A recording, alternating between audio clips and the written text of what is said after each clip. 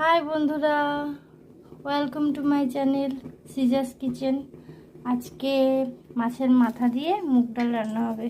মাছের মাথাটা আগে ভেজে নিয়েছি।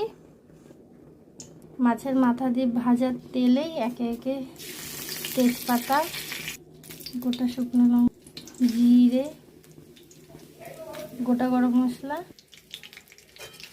মশলাটা হালকা টালা হয়ে গেলে ওর মধ্যে আদা জিরা বাটা দিয়ে দেবো।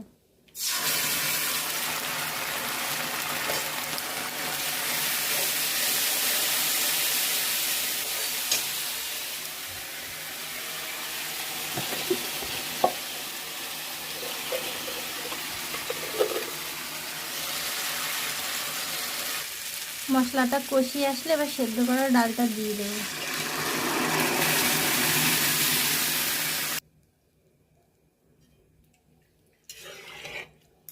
এবার একে একে মাথাগুলো দিয়ে দেবো।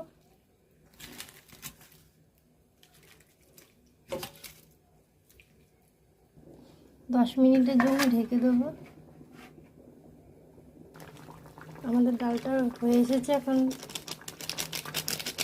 গরম মশলা উপর দিয়ে ছিটিয়ে দিল, আর একটু ঘি, 2-4টে মিষ্টি দানা দিয়ে নাবিয়ে নিলেই রেডি আমাদের মুগ ডাল মাছের মাথা দিয়ে।